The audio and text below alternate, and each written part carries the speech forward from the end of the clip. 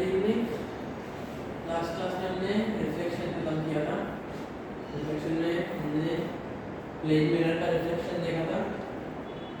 Plane mirror में reflection के साथ देखा, वेलोसिटी ऑफ इमेज देखा, मैग्निफिकेशन वगैरह देखा। फिर सेम काम हमने स्फेरिकल मिरर के लिए किया। स्फेरिकल मिरर बनाया हमने, और स्फेरिकल मिरर में हमने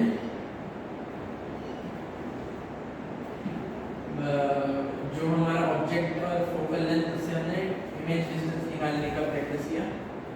फिर हमने मैग्निफिकेशन निकाला, फिर हमने वेलोसिटी ऑफ इमेज के दोनों कोऑर्डिनेट्स एक्स डायरेक्शन में और वाई डायरेक्शन में दोनों में मूव करवाया, और फाइनली हमने मिरर को कट करने में भी क्या होगा वो देखा। नेक्स्ट स्टडी रहेगा हमारा रिफ्रैक्शन।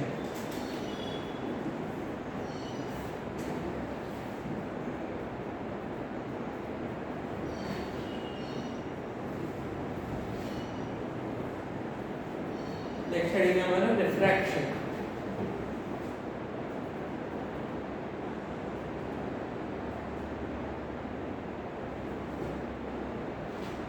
ये मीडियम 1 है हमारा, ये मीडियम 2 है हमारा। जो जब मीडियम चेंज होता है, लाइट अगर एक मीडियम से दूसरे मीडियम में चला जाता है, तब क्या होता है, उसको हम रिफ्रैक्शन बोलते हैं। रिफ्रैक्शन में हम इंसिडेंट रे,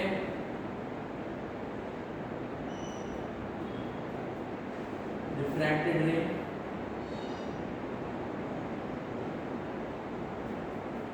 ऐसे रे आ रही है, ऐसे रे जा रही होगी, इंसिडेंट रे और रिफ्रैक्टेड रे। यहाँ पे वेवलेंथ λ1 रहेगा, वेलोसिटी v1 रहेगा। यहाँ पे वेवलेंथ λ2 रहेगा, वेलोसिटी v2 रहेगा। ठीक है, तो हमें नोट करना है कि जो फ्रीक्वेंसी है वो लिखना नहीं है यहाँ पे। जो फ्रीक्वेंसी होगी वो नहीं चेंज होगा, लेकिन जैसे ही मीडियम चेंज होता है वैसे हमारा वेवलेंथ चेंज होगा, वेलोसिटी ऑफ लाइट चेंज होगा, और डायरेक्शन भी कभी-कभी चेंज हो सकता है। तो हम क्या बोलेंगे, light changes its velocity and wavelength when it travels from one medium to another. This phenomena is known as refraction. Refraction क्या होता है, मीडियम चेंज होना चाहिए, उसकी वजह से वेवलेंथ और वेलोसिटी दोनों चेंज होने चाहिए, उसको हम बोलेंगे रिफ्रैक्शन। एक बार चीज हम बोल सकते हैं कि जनरली इट बेंड्स और deviates when it travels from one medium to another. जैसे यहाँ पे मीडियम चेंज हो गया तो बेंड हो गया हमारा लाइट, ये भी बोल सकते हैं। ऐसा गारंटी नहीं है कि हमेशा बेंड होगा। अगर नॉर्मल इंसिडेंट है तो नॉर्मली चला जाएगा, तो हमेशा नहीं बोल सकते हम कि वीडियो पर बैठ जाओ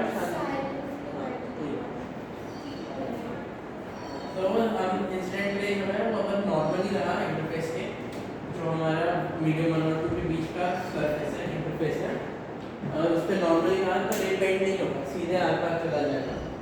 इसीलिए हम हमेशा नहीं बोल सकते कि डायरेक्शन चेंज होगा, लेकिन हमेशा हम बोल सकते हैं कि वेवलेंथ चेंज होगा, वेलोसिटी चेंज होगा। Wavelength changes, velocity changes, generally direction also changes. Ray of light will bend और डिविएट, लेकिन हमेशा हम वो नहीं बोल सकते। ये हो गया हमारा रिफ्रैक्शन का हेडिंग। रिफ्रैक्शन क्या होता है, जब मीडियम चेंज होता है तो उसकी वजह से जो लाइट है उसका वेवलेंथ और वेलोसिटी चेंज होना, उसको हम रिफ्रैक्शन बोलते हैं। नेक्स्ट हेडिंग है laws of refraction. Laws of refraction.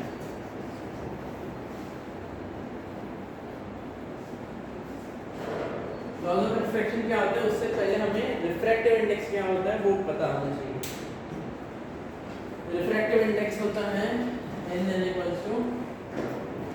c/v। अगर हमारा जो मीडियम है, डिपेंडिंग ऑन द मीडियम जो रिफ्रैक्टिव इंडेक्स होगा उसको हम c/v बोल सकते हैं। तो यहाँ पे दो मीडियम रहेंगे, फर्स्ट मीडियम इसका n1, सेकेंड मीडियम इसका n2, और हमारा जो रे ऑफ लाइट है वो मीडियम 1 से मीडियम 2 में चला जाएगा।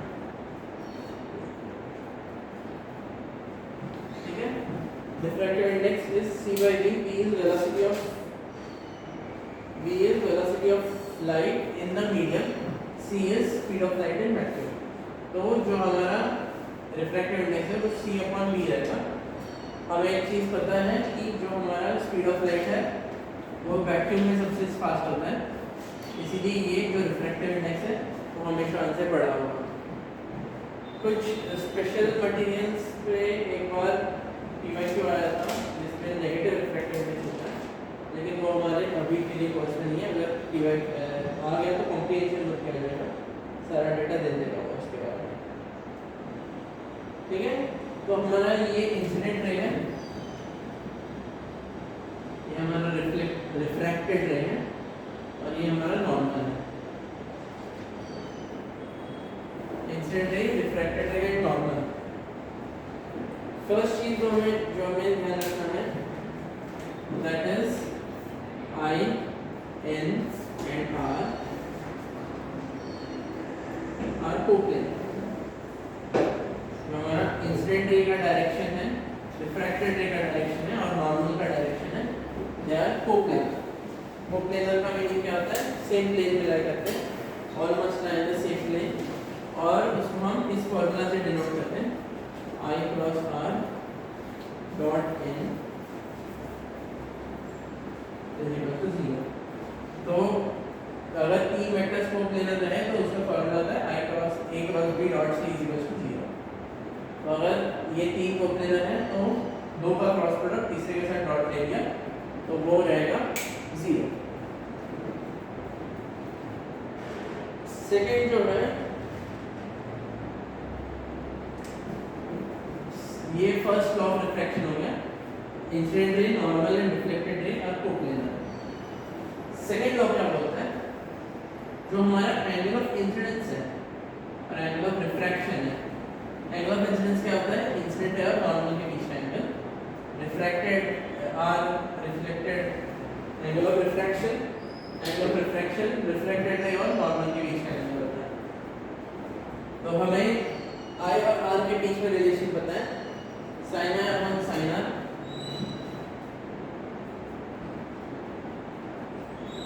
is equal to V1 upon V2 is equal to C by V2 upon C by V1 is equal to N2 upon N1. तो हमने sin R upon sin R को refractive index के term में लिख दिया. इधर हम वेलोसिटी के टर्म में लिख सकते हैं. तो हमारा वेलोसिटी ऑफ लाइट है, अगर वेलोसिटी ऑफ लाइट यहाँ ज़्यादा है तो एंगल भी ज़्यादा होगा, अगर वेलोसिटी ऑफ लाइट यहाँ पे कम है तो एंगल भी कम होगा. लेकिन हम एक बार चीज़ बोल सकते हैं कि N2 upon N1,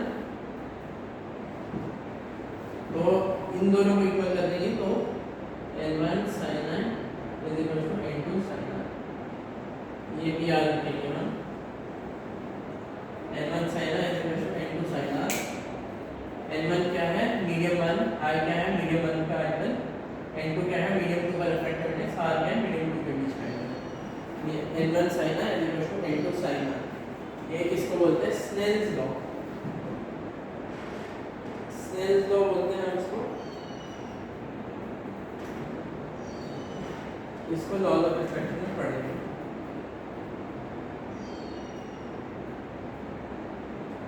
तो अगर हमारा लॉ ऑफ रिफ्रैक्शन में हमने रिफ्रैक्टिव इंडेक्स क्या होता है वो देखा, फिर हमारे दो लॉस हैं.